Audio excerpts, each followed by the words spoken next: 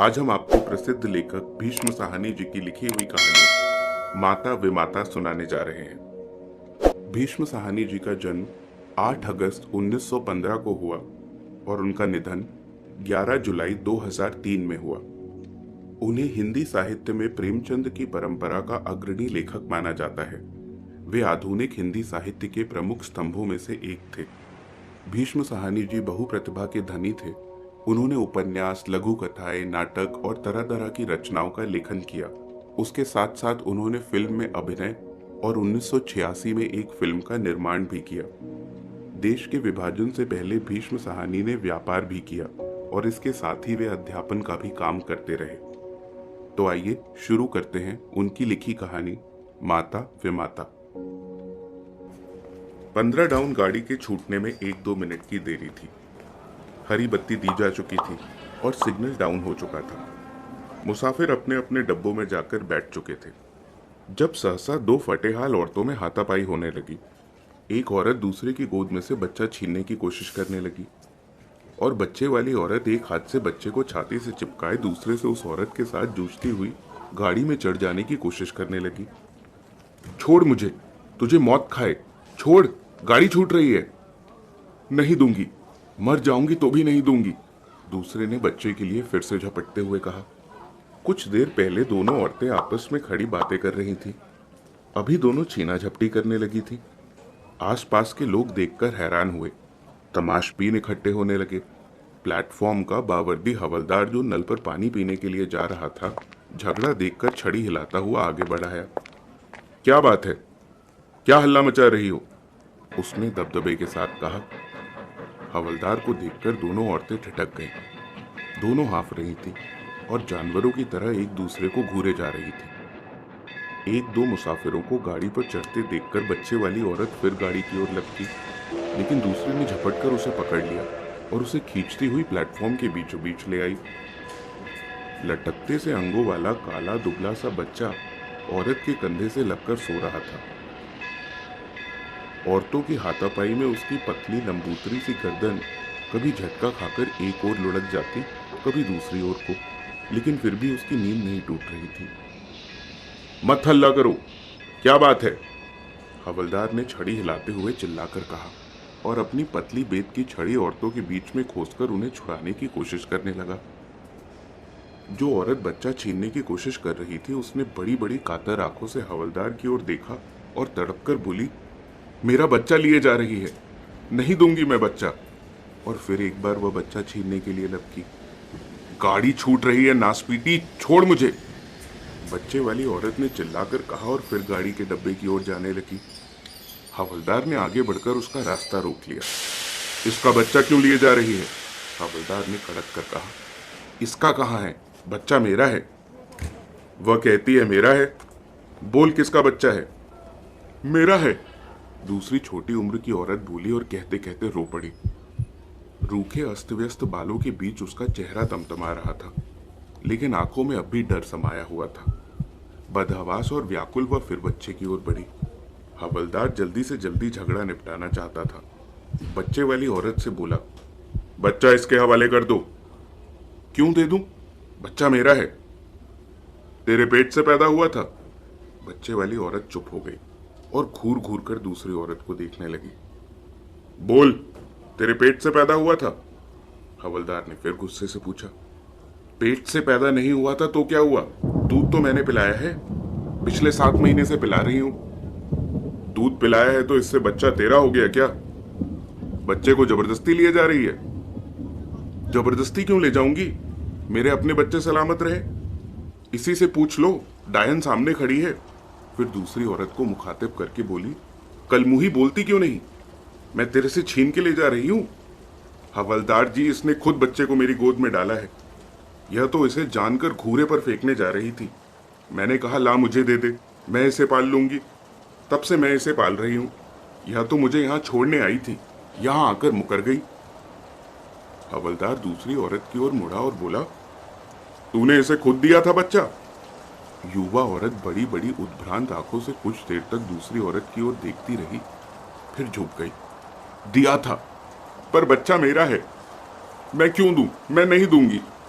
और निसहाय सी फिर दूसरी औरत की ओर देखने लगी। पहले जो आंसू आंखों में फूट पड़े थे, घबराहट के कारण फौरन ही सूख गए। तूने दिया था तो अब क्यों वापस लेना चाहती है? कातर नेत्र फिर एक बार ऊपर की ओर उठे और उसका सारा बदन कांप गया। यह इसे परदेश ले जा रही है। और कहते कहते वह रो पड़ी। मैं सदा तेरे पास पड़ी रहूं। बच्चे वाली औरत बाहें पसार पसार कर आसपास के लोगों को सुनाते हुए बोलने लगी। मेरे डेरे वाले सभी लोग चले गए हैं, यह मुझे छोड़ती नहीं। कहती है 10 दिन और रुक जा फिर चली जाना, 5 दिन और रुक जा फिर चली जाना। करते करते महीना हो गया। मैं यहां कैसे पड़ी रहूं? आज गाड़ी चलने लगी तो कल मुंह ही मुकर गई है। यह तेरे रिश्ते की है? हवलदार ने पूछा। रिश्ते की क्यों होगी जी? यह काठियावाड़ की है, हम बंजारे हैं। तू गाड़ी में कहां जा रही है? फिरोजपुर जी। वहां क्या है? हम बंजारे हैं हवलदार जी। पहले हमारे लोगों ने यहां जमीन ली थी, पूरे 10 साल हलवाही की है। अब हमें फिरोजपुर में जमीन मिली है। हमारे सभी लोग चले गए, पर यह मुझे छोड़ती नहीं थी। हवलदार दुविधा में पड़ गया। एक ने जनकर फेंक दिया, दूसरी ने दूध पिलाकर बड़ा किया। बच्चा किसका हुआ? तेरा घर घाट कोई नहीं है जो अपना बच्चा इसे दे दिया? तू रहती कहाँ है? हवलदार ने बच्चे की मां से पूछा। यह कहाँ रहेगी जी? पुल के पास जो फूस के झोपड़े हैं, यह वहीं पर रहती है। हम वहीं पर रहते थे। यह मेरी पड़ोसिन है जी, मजूरी करती है। इसकी तो नाल भी मैंने काटी थी। बच्चे की मां उद्भ्रांत सी अपने बच्चे की ओर देखे जा रही थी। लगता जैसे वो कुछ सुन ही नहीं रही है। इसका घरवाला कहाँ है? इसका घरवाला कोई नहीं है जी। यह तो मर्दों के पीछे भागती फिरती है, कोई इसे बसाता नहीं। इसका घर बार होता तो यह बच्चे को जनकर फेंकने क्यों जाती? इतने में गार्ड ने सीटी दी। भीड़ से छटकर लोग अपने अपने डब्बे की ओर जाने लगे। बंजारन भी डब्बे की ओर घूमी। बच्चे की मां ने आगे बढ़कर उसके पांव पकड़ लिए।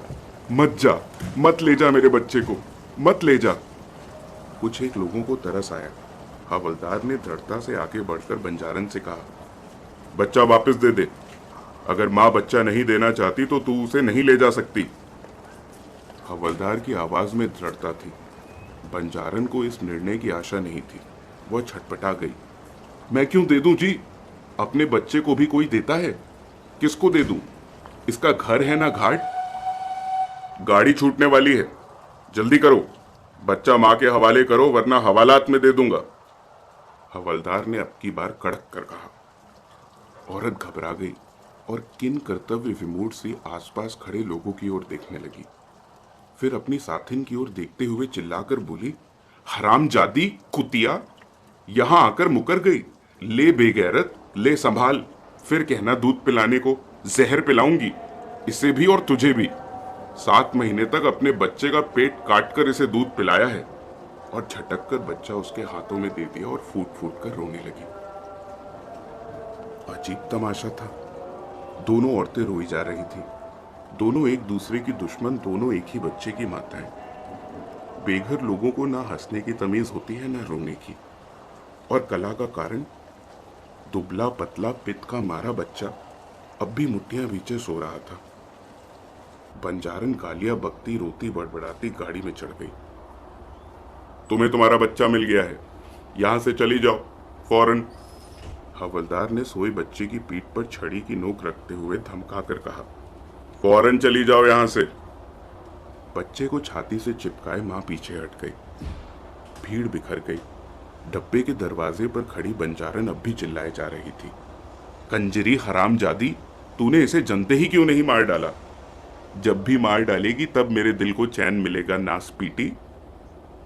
बच्चे ने गोद पहचान रखी थी। या तो यह कारण रहा हो या हवलदार के बेत की नोक लगने के कारण बच्चा जाग गया और अपनी नन्ही नन्ही मुट्ठियों से पहले तो अपनी नाक पीसने लगा, फिर आंखें, और थोड़ी देर बाद अपनी मुट्ठी मुंह में ले जाकर चूसने लगा।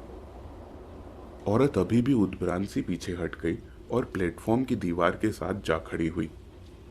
बच्चा दूध के धोखे में अपनी मुट्ठी चूसता रहा, पर दूध न मिलता देख बिल्कुल जग गया और दोनों टांगे जोर जोर से पटक कर रोने लगा। मां ने उसे दाएं कंधे से हटाकर बाएं कंधे के साथ सटा लिया। लेकिन बच्चा और भी जोर जोर से रोने लगा। माँ परेशान हो उठी। कभी बच्चे को एक करवट उठाती, कभी दूसरी, कभी दाएं कंधे पर उसका सिर रखती, कभी बाएं पर। बच्चे का रोना सुनकर डब्बे के दरवाजे पर खड़ी बंजारन फिर चिल्लाने लगी, मार डाल, तू इसे मार डाल, नासपीटी इसे जहर क्यों नहीं दे देती? दोपहर से इसके मुंह में दूध की बूंद नहीं गई, बच्चा रोएगा नहीं। हवलदार छड़ी झुलाता वहां से जा चुका था। दो एक कुलियों को छोड़कर डब्बे के सामने कोई नहीं था। दूर पीछे की ओर नीली वर्दी वाला गार्ड हरी झंडी दिखा रहा था। गाड़ी ने सीटी दी और चलने को हुई। बच्चा रोए जा रहा था। माँ ने अपने फटे हुए कुर्ते की जेब में से मूंगफली के कुछ दाने निकाले और बच्चे के मुंह में ठूसने लगी। नासपीटी, यह क्या उसके मुंह में डाल रही है? मेरे बच्चे को मार डालेगी, कसाइन, कंजरी। और घूरकर पहले एक छोटा सा टीन का बक्सा और फिर छोटी सी गठरी प्लेटफॉर्म पर फेंकी और बड़बड़ाती गालियां बकती हुई गाड़ी से उतर आई। हरामजादी, मेरी गाड़ी छुड़ा दी, मौत खाए तुझे नासपीटी। गाड़ी चली गई। एक एक करके कुली स्टेशन से बाहर चले गए। प्लेटफॉर्म पर मौन छा गया। हवलदार अपनी गश्त पर दूर प्लेटफॉर्म के दूसरे सिरे तक पहुंच चुका था, लेकिन जब छड़ी झुलाता हुआ वापस लौटा तो प्लेटफॉर्म के एक कोने में दीवार के साथ सटकर वही दोनों औरतें बैठी थी। बंजारन अपनी गोद में बच्चे को लिटाए उसे अपने आंचल से ढके दूध पिला रही थी और पास बैठी बच्चे की माँ धीरे धीरे अपने लाडले के बाल सहला रही थी। शुक्रिया, धन्यवाद।